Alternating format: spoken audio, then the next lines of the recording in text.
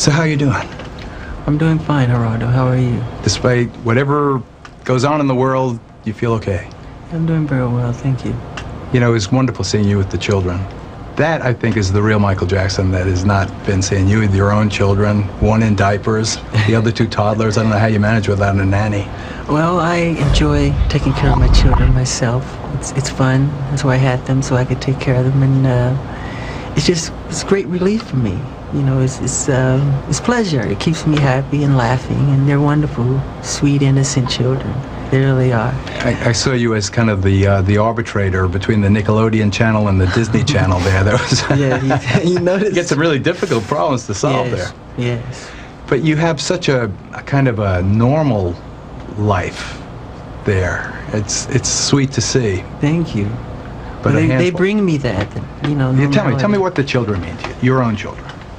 They mean, it's hard to put it in words because they mean everything. The way you would explain how your children make you feel. I mean, they're the world for me. I mean, I wake up and I'm ready for the day because of them. I give them breakfast, I change diapers. If they want to read, we do a lot of reading. We play hide and seek, we play blindfold, and have a wonderful time with them. And you can create a world that at least begins to seem normal. I mean, they don't know any other world, obviously, but I do my best, for sure. So that is obviously a priority to you. Yes, of course. I want to be the best father in the world, of course. Do they know who you are or what you mean to people? Yes, they do. They've been on tours with me and in limousines and among a sea of fans. Do they like it? They find it exciting. They do. They want to get on stage. They bug me to go on stage with me. So pretty soon I'm going to take them on with me. Let the world see them for the first time. They don't say, Daddy, I want to go home and watch Nickelodeon? Probably. They do that too? Yes.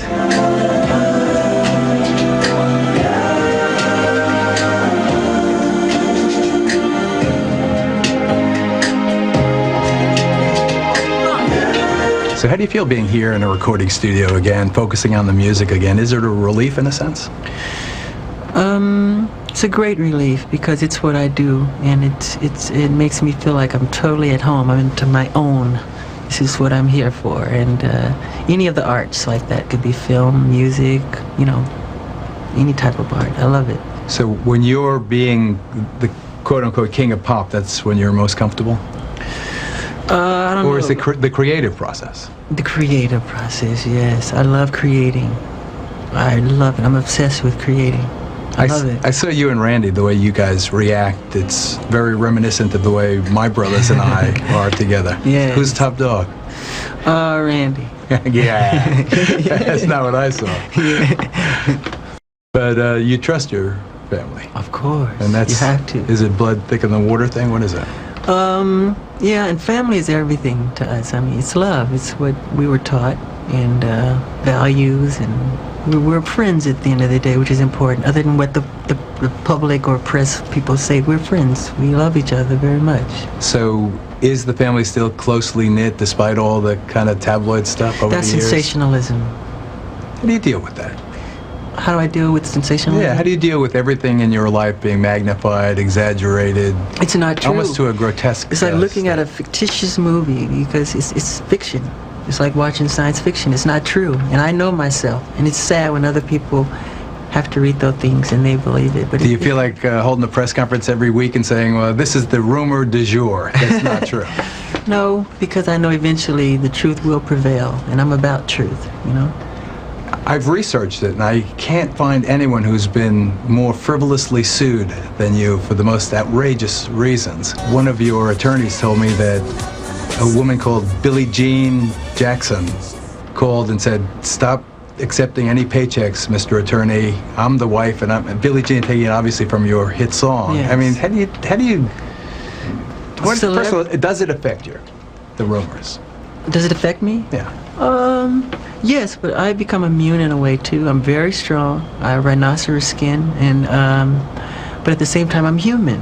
You know, so anything can hurt like that. You know, but I'm very strong, and I just don't like people hearing about such false information.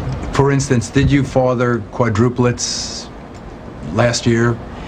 There was a crazy rumor that... Then they became twins, I know. I don't know what happened to the other two. Maybe they were abducted by aliens. Yeah, I heard about that story. No, I don't have any twins. And they said I'm hiding them or something. No, it's another made-up rumor. So it's completely false. Yeah, I think the bigger the star, the bigger the target. I'm not trying to say I'm the super-duper star of the city. I'm not saying that.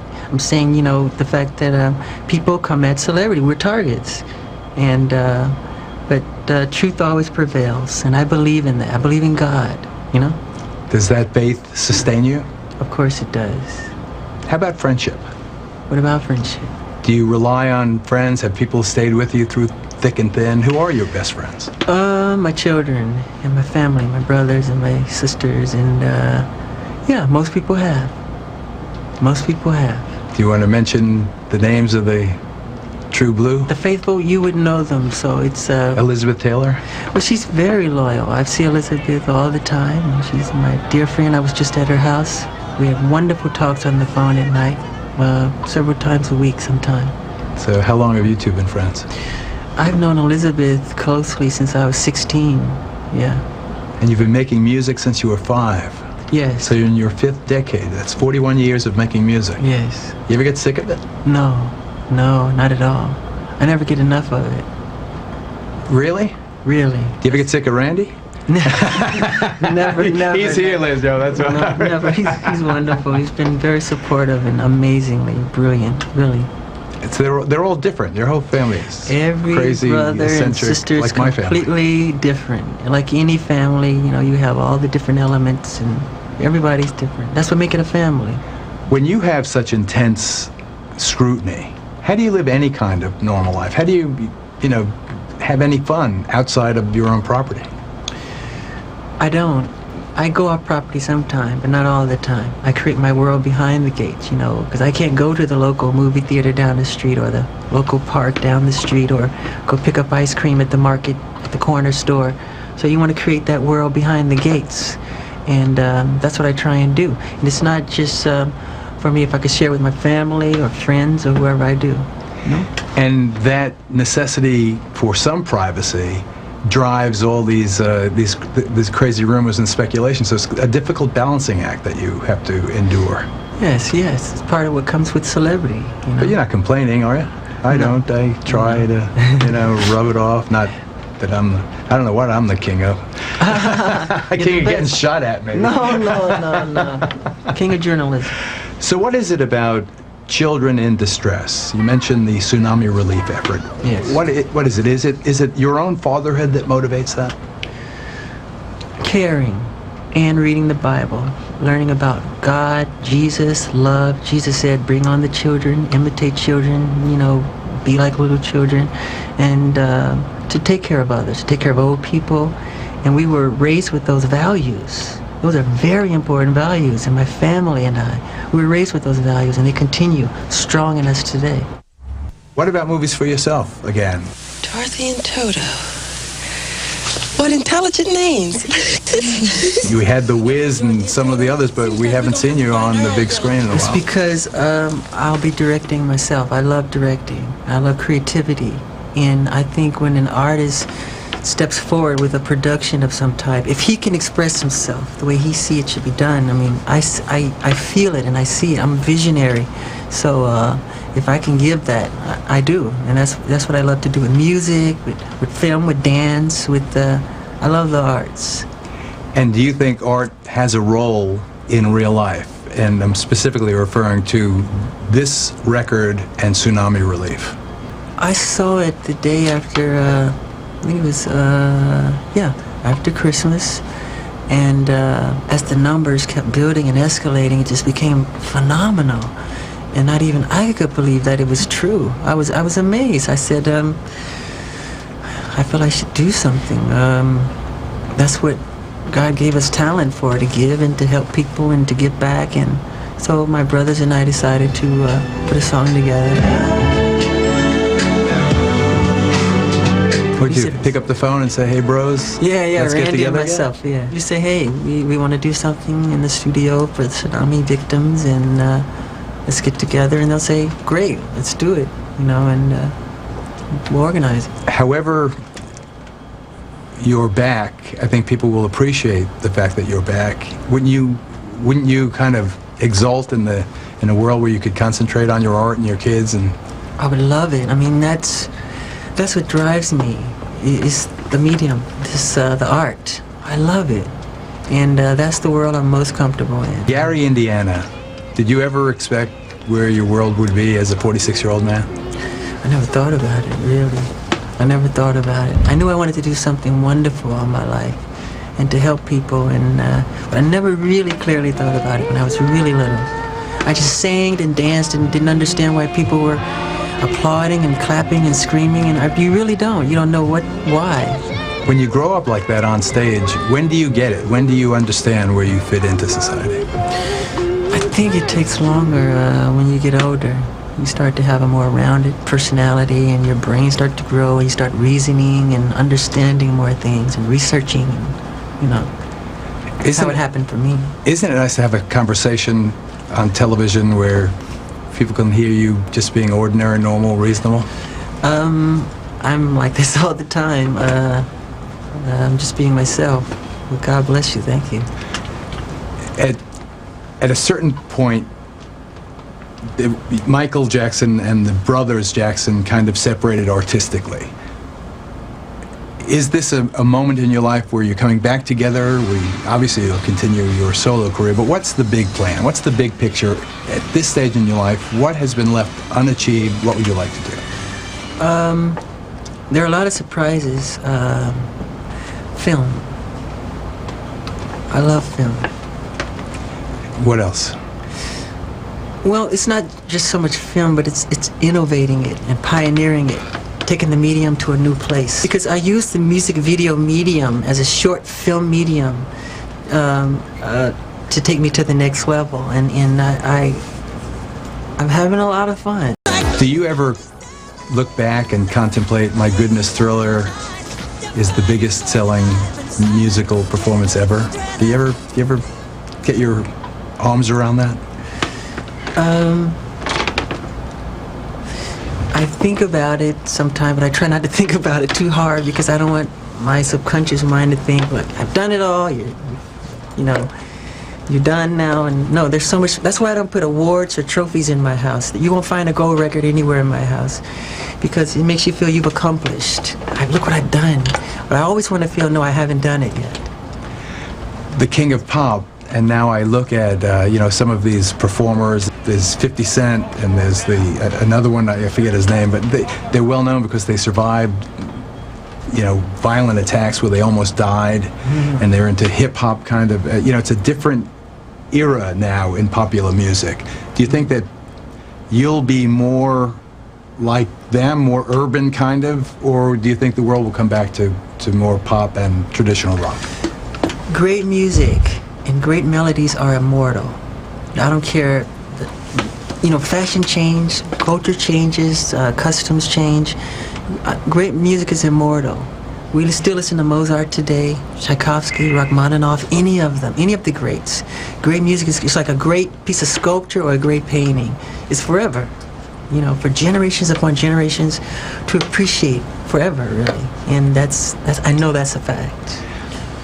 On the other hand, I interviewed Barbra Streisand at one pivotal point in her career. She was going to do duets with the Bee Gees and other popular artists. She really kind of changed the tempo to surprise people. Would you ever consider more of a hip-hop approach? I've done a lot of it, in my true opinion. But I mean, kind of rappy.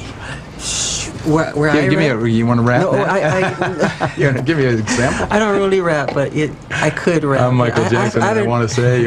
I've written songs with rap verses in them for very famous rappers, but they're much better at it than I am. That's why I won't compete with them.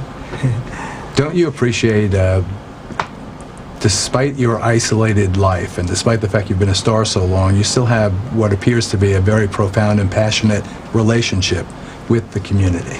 Welcome to Maryland. Hey! And Merry Christmas, and have a wonderful day, okay? Thank you! Does that support you? Does that sustain you? Do you agree with me?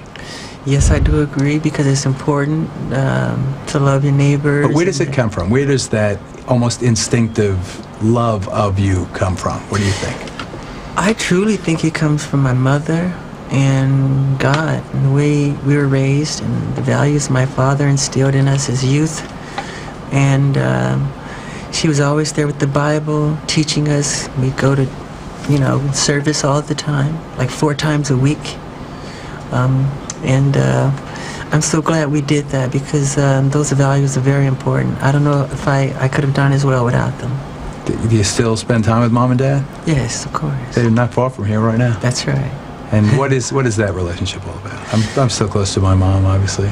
It's wonderful, actually. At this season in our lives, at this stage, I think you tend to appreciate who your parents are more and what they've done for you. You almost start to retract everything and where you are in your life and all the wonderful things they instilled in you. You start to see them come forth, to take fruition in your life. And I'm starting to see a lot of things, traits that my father influenced me on and my mother, and so it's been amazing. My friend Chichu, whose partner Tommy Chong helped discover you guys. Yeah, I like that Bobby guy. Taylor, the Vancouvers. Yeah. He says as he gets older, he looks at his father's face in the mirror. Do you feel that? Are you becoming like your dad, or do you see very much like my father in a lot of ways. Tell us.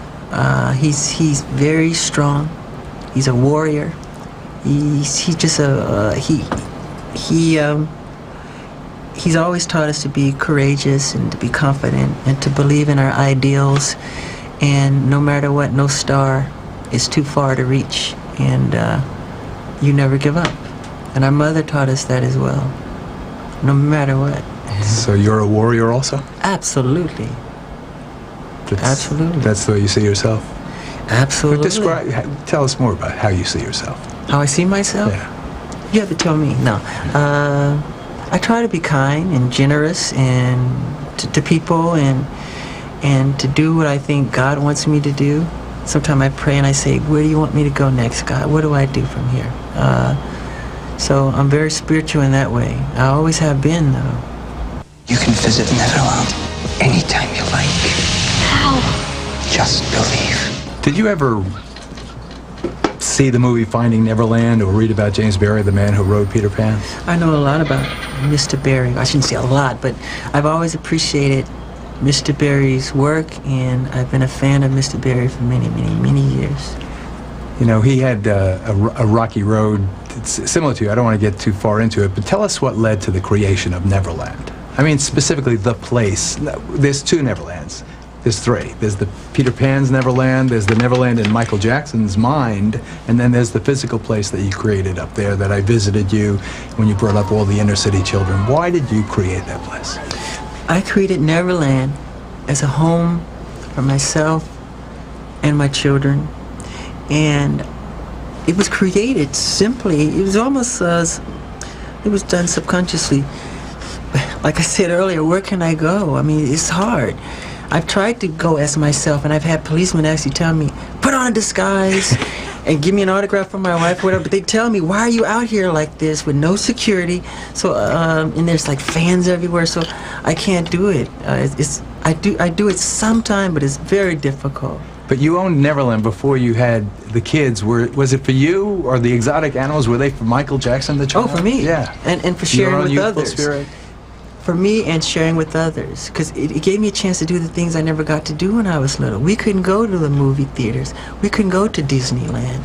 We couldn't do all those fun things. We were on tour. We were working hard, and we enjoyed it. We did enjoy it, but this allowed me to have a place behind the gates where the entire world, everything that I love is there, You create, like Barrie, this imaginary or imaginative world. Do you ever outgrow something like that, Michael? Do you ever, think, oh, this is silly to have the llamas and the little choo-choo train and the ride? It's calling God silly if you do that. Tell me. Because God made all things great and small. So that would be wrong. When other men have their Ferraris, or they have their little, if it's an airplane or a helicopter or whatever wherever they find their bliss.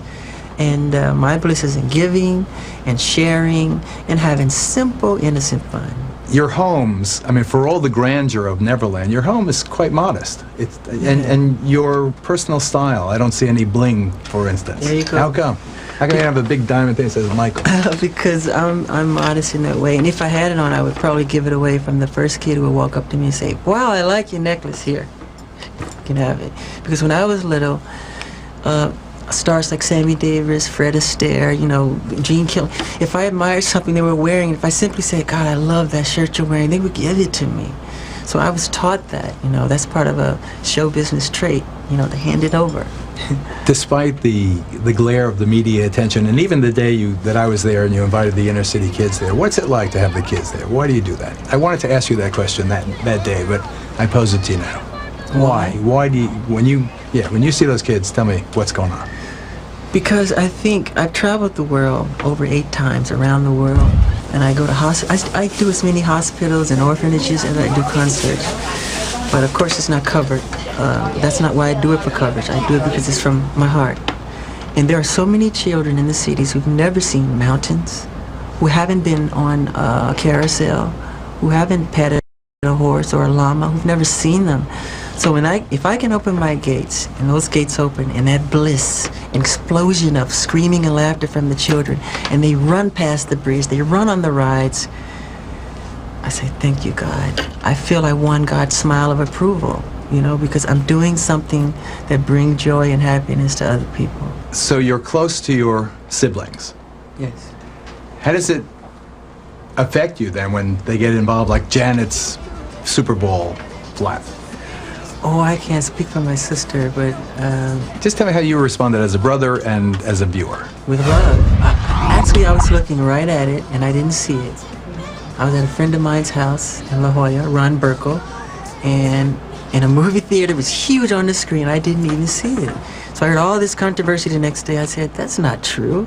I saw none of it, so... Do you think the controversy was overblown? And do you think it's a Jackson-related phenomenon, or is it a testament to our times socially in this country? Well, that's an interesting hypothesis, too. It's both. It's hard to answer, really. I'd rather not answer that one. Okay. Did you call her and say, don't sweat the small stuff? Yeah, something like that. Be strong. This too shall pass. Don't worry about it. I've seen worse things. I said, Janet, I once, you're too young to remember, but I once watched the Oscars with David Niven on it, and a naked man came running across, streaking.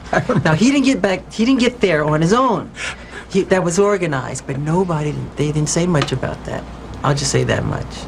That was live around the world. Let me say, the next day it was a joke. It was a joke. I think there is a Jackson component. I think there is... You can say that. Okay, I just did. You can say it. I did. I think it was exaggerated, and I think that the Jackson connection was part of the reason it was exaggerated. Thank you, Ron. So as you go forward in this record, what are we going to expect? I mean, they're going to hear this on the radio, and then people are going to send in their money, and it's going to go to these kids in the Indian Ocean region? I would like that very much. Very much. Now tell me how that act of largesse, that compassion, will make you feel. How do sometimes I think I feel better giving than receiving. I think it really is true. It is true. In my life. Of course it's explain true. the mechanics of that in your own life. It's just the idea. I don't know if it's the psychology of it or what. I just love working hard on something, putting it together, sweating over it, and then sharing it with people and having them love it. And I always pray that they like it. And that's what gives me great satisfaction as an artist. Does it frustrate you professionally or personally when people say that this Jackson project flopped or that happened? Your #1 compilation, for instance, 7.5 million copies. Now, I think that's quadruple platinum or whatever it is that you label it, and yet the characterization by some in the music business, at least, is that you're not, that it wasn't a hit. How do you feel about that? #1, I don't know which project you're talking about, but the compilation, the last one. It was compilation is it's a huge success. 7.5 million. Yes, and that's that. But how come that's not the headline? It's a huge success. Exactly. Why is the headline? Because negative news, sensationalism seem to sell more than wonderful, positive news, and people rather hear gossip, I think, sometimes, than the truth. And my last 8 albums have all entered the charts at #1, and So people like to sensationalize things and make up stories and rumors, and sometimes... Does it hurt your feelings? Do you want to scream out and say, hey, wait a second, check the numbers? It's a commonology in mankind that I don't like, that part of it, that kind of, envy. But then there's a beautiful side to mankind too, isn't it? But not to Eminem. We've spoken about it. I think that you should. Why not? Speak about what? About Eminem and this disrespect that he showed you. I'm gonna make you dance, get your chance, yeah boy, shake that thing. Wonder said that he was piling on and how really rude it was for someone who made his money from the community, as Eminem has, to now diss the community in a sense, and a racist, and I've said it, very bold-faced, bigoted kind of presentation. Tell us how that hurt you and how you're feeling about it now. I've never met Mr. Eminem, and to have him, I've always admired him, and to have him do something like that was pretty painful as an artist to another artist. And it's sad because, well, I think what Stevie Wonder said is true. And I just don't want to say too much more than that. But he should be ashamed of himself, what he's doing. Stevie said he's bullshit, is what he said. Stevie did, and he used the word. He is bullshit. That's what he said. I mean, I'm not saying it was Stevie said it. And Stevie is he's amazing. He's one of the sweetest men in the world. So when Stevie said that, did you feel a tremendous sense of reassurance of brotherly love there? Yes, I love Stevie Wonder. To me, he's a musical prophet, and I always love him. But a lot of people respect Stevie, and he's a very strong entity in this medium, in this business. And when he speaks, people listen. And it was wrong of Eminem to do what he did. I've been an artist most of my life doing what I do, and I've never attacked another fellow artist. Great artists don't do that. You don't have to do that. I mentioned Janet's, fiasco and the exaggerated response to it. Once again, do you think he only did it because he knew he could get away with it because you're Michael Jackson? Yeah, but it doesn't hurt, really. It's silly. It's kind of elementary, but I hope he's having fun. It's like a poo-poo joke. Yes, yeah. Yeah. Well, it still hurts your feelings, and you don't want your kids to see it. Oh, God, I would hate it if they saw it. I would hate that. Do you want them to know that? To know about it? No. Yeah. Finally, we studiously avoided the case. We've not talked at all about the case that's pending. You're under this gag order. I know that you have received the permission from the judge to read a statement. Yes. I hate to end an interview that way, but if you'd like to read that statement now, I think it's important. Sure. In the last 2 weeks, a large amount of ugly, malicious information has been released into the media about me. Apparently, this information was leaked through transcripts in a grand jury proceeding where neither my lawyers nor I ever appeared. The information is disgusting and false. Years ago, I allowed a family to visit and spend time in Neverland. Neverland is my home. I allowed this family into my home because they told me their son was ill with cancer and needed my help. Through the years, I helped thousands of children who were ill or in distress. These events have caused a nightmare for my family, my children, and me. I never intend to place myself in so vulnerable a position ever again. I love my community, and I have great faith in our justice system. Please keep an open mind and let me have my day in court. I deserve a fair trial like every other American citizen. I will be acquitted and vindicated when the truth is told. Anything else you'd like to say? No. Yes, there's something. I would love to have the public's prayers for my children and myself. Okay, buddy, you got it. All right. Thanks. Thank you.